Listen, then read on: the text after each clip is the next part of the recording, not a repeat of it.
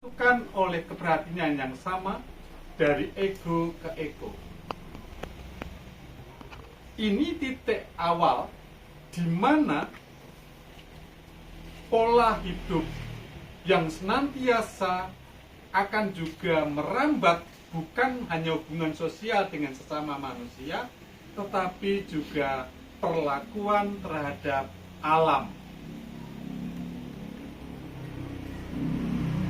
Ketika kita masuk dalam kehidupan sehari-hari, maka ya akhirnya kata mau menang sendiri itu sangat dominan. Lalu semakin ditunjukkan kurang empati dengan sesama. Ketika dengan sama aja tidak empati, apalagi dengan lingkungan kan. Ya. Lalu sulit untuk mengalah. Nah ini kalau ini tentu juga ada dalam kehidupan, dalam perilaku sehari-hari, pasangan hidup kita masing-masing, anak kita dan sebagainya.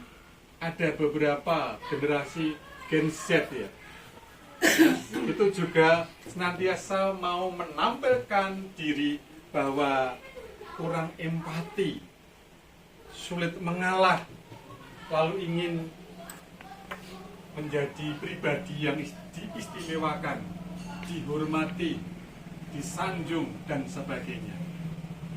Maka perilaku dan sikap inilah perlu disadari secara baik. Sebagaimana pertemuan yang kedua, kita sudah diajak untuk memperbaharui diri kita masing-masing, untuk kita bisa masuk dalam pertemuan dari diri kita untuk merambah ke alam. Sehingga sikap-sikap egosentris ini harus kita ubah. Kita harus ada change, perubahan secara pribadi, sehingga ini akan menjadi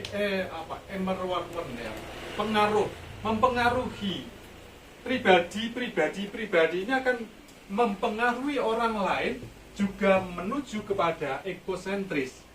Ekosentris adalah selalu memikirkan kesadaran pada kesejahteraan hidup dan lingkungan hidup. Maka tindakan yang menghargai alam sebagaimana bacaan hari ini, sebagai satu Allah yang menciptakan alam baik adanya, maka kita juga harus satu kesatuan yang utuh, bukan sekedar alat untuk pemuasan kebutuhan manusia, tetapi pemeliharaan lingkungan hidup itu mencakup adanya pelestarian ekosistem. Ada beberapa gerakan dari WK yang berpusat ada di Pasar Kemis sana kalau nggak salah, itu adalah membuat sampah makanan yang organik menjadi pupuk organik, menjadi ekoenzim untuk menyiram tanah-tanah yang tandus karena obat-obat atau pupuk-pupuk pestisida. Dan itu sebagian dikontribusikan secara cuma-cuma kepada masyarakat sekitar, tapi sebagian juga untuk penghidupannya, mencari nafkah dari itu. Inilah bagian. Saya kira kalau yang Ibu WK nggak tahu, istri saya sebagai ketua WK sudah menyampaikan nggak gambaran ini kepada Bapak Ibu ketika ketemuan arisan, apakah hanya membagi duit aja saya nggak tahu. Tapi harusnya ada hal edukasi ini sebagai semangat kita bergerak bersama, satu tujuan, mau merawat bumi.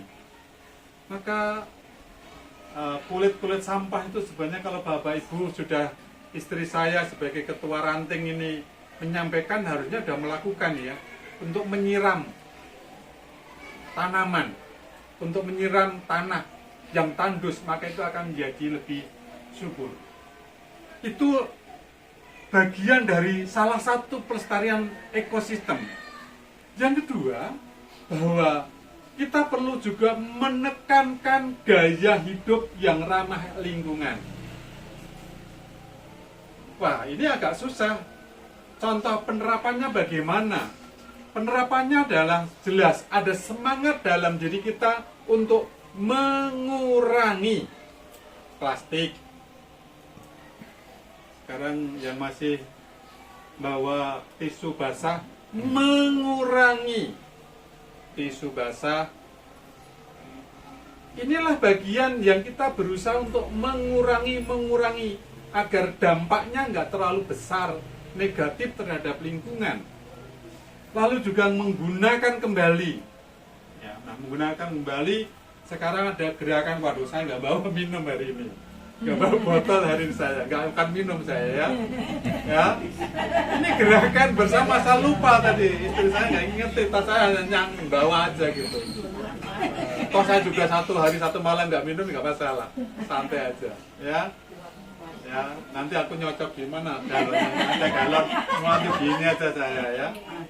Ya, jadi minimal kita tidak lagi membeli botol-botol plastik, minuman botol plastik itu. Bapak Ibu, kita perlu kesadaran yang bersama. Itulah mengurangi dan menggunakan tumbler gitu ya. Ada beberapa tumbler, saya tuh waktu masih sekolah itu tumblernya macam-macam gitu. Banyak juga nggak dipakai, yang mau dibagi-bagi waktu itu bawa pulang ke kampung, bagi di kampung sana. Lebaran tahun lalu kalau nggak salah. Lalu mendaur ulang sampah. Nah ini, silakan Bapak Ibu, nanti ada yang menghadiri pertemuan WK 2 minggu yang lalu kalau nggak salah, atau sebelum APP itu 1 minggu sebelum APP, tanggal 8 apa ya? Februari yang lalu kalau nggak salah tuh, itu orang yang dari Pasar Kemis itu menyampaikan di WK.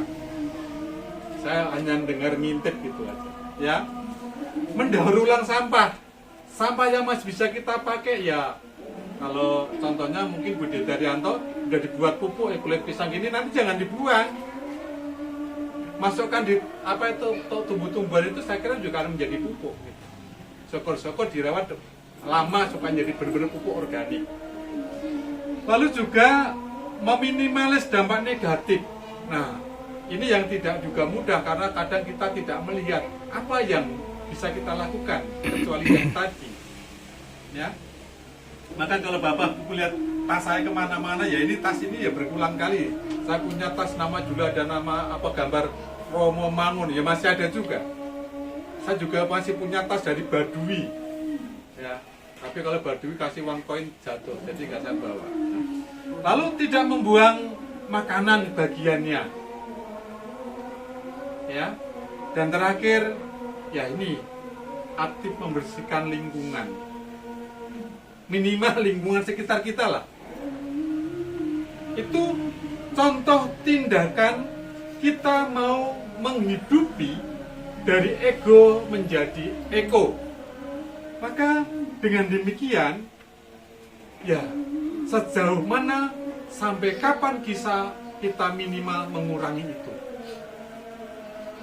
Kalau nanam tumbuh-tumbuhan, ya kadang kita pikirkan kalau bagi yang masih punya tempat, bisalah pot-pot yang ada. Bagi yang mau masuk rumah aja, natap tembok kiri kanan, natap ke sana, ya paling yang apa ya, gantung ya, digantung ya. Ya, digantung apa, pot gantung. Tapi kalau susah nggak bisa beli pot, ya udah bekas botol yang gede-gede. Sekarang kan botol aqua apa yang gede apa? Mineral itu kan gede-gede itu ya. Iya. Itu sebenarnya menambah sampah tiada henti oleh pabrik itu sebenarnya. Saya kalau mau bicara merek ya tentu ada merek yang ulang, nggak pernah sehari langsung dibuang, sehari buang nggak. Itu juga sebenarnya perawatan bumi terjadi. Maka kadang perusahaan-perusahaan besar air minum ini tidak memikirkan tentang kelestarian lingkungan hidup. Seolah-olah pabrik air mineral yang gede-gede yang isi galonnya isi ulang kembali, habis isi ulang kembali itu jelek gitu. Nah, Bapak Ibu ketika Bapak Ibu beli galon mineral, mudah-mudahan bertobat dengan perilaku kita pada malam hari ini. Ya, kenapa? Semakin Bapak Ibu membeli air mineral, saya sebut itu, ya Bapak Ibu menambah sampah. Iya nggak? Kontribusi. Maka saya sekarang ketika nyetir juga nggak pernah beli aqua plastikan, pasti semua apa 3 atau 4 3 botol Yang 1 liter, yang 600 gitu. Itu bagiannya. Baik, Bapak Ibu, gambaran eko menjadi semangat kita pada masa prapaskah tetap harus berkembang untuk hari-hari berikutnya. Bila ada yang menambahkan, Pak D. Nugroho, silakan Pak D. Cukup? Oke, baik, cukup. Inspirasi perlu dibaca enggak?